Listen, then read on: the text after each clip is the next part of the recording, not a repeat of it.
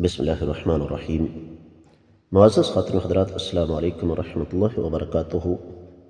آج ہم حدیث کے سبق میں ایک نیا باب شروع کر رہے ہیں، اور وہ ہے چوروں کا ہاتھ کاٹنا۔ افسوس کی بات یہ ہے، بلکہ حیرت کی بات یہ ہے کہ آج کے بعض نام نہاد ترقی یافتہ مسلمان اور زیادہ تر کفار وہ ہمیں یہ اعتراض کرتے ہوئے نظر آتے ہیں کہ چور کا ہاتھ کاٹنا یہ تو انسانیت کی توہین ہے، جبکہ آج اس وقت جب کہ آپ میری آواز سن رہے ہیں، بہت سارے غیر مسلم ممالک میں چوری کی سزا موت ہے۔ خیر یہ تو ایک الزامی جواب تھا کہ اگر وہ چور کی سزا موت تجویز کرتے ہیں تو ان کے دیکھا دیکھی پھر اسلام چور کا ہاتھ کاٹ دے گا۔ یہ تو عمر بھر کے لیے کسی انسان کو مفلوج کرنے کے مترادف ہے۔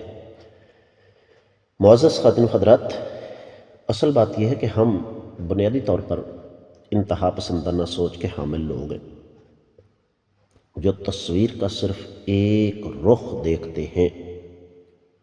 ہمارے پنجابی زبان میں ایک مثال دی جاتی ہے جس کا مفہوم یہ بنتا ہے کہ مارنے سے زیادہ ڈرانا بہتر ہے۔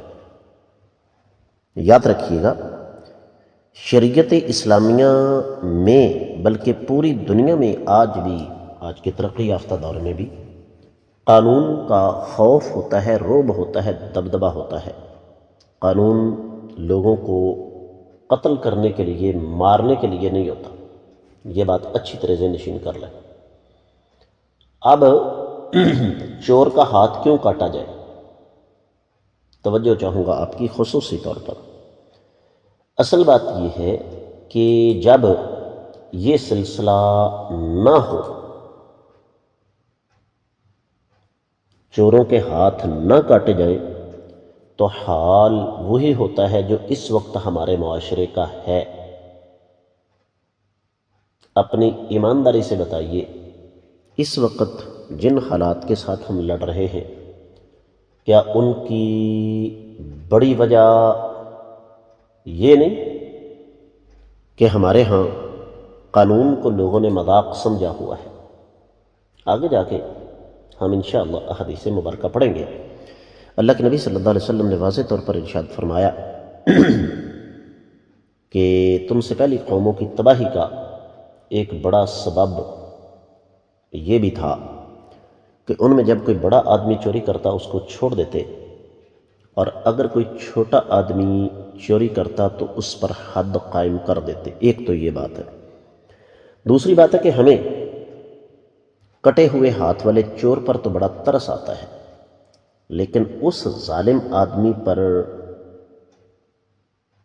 اس وقت ہمیں غصہ نہیں آتا جب وہ سارا دن محنت مزدوری کر کے اپنا خون پسینہ ایک کر کے چند ٹکے کمانے والے آدمی کی جیب سے پیسے نکال لیتا ہے۔ تو شریعت اسلامیہ چور کا ہاتھ کاٹنے کا حکم اسی وجہ سے دیتی ہے کہ لوگوں کے مال محفوظ رہ سکیں۔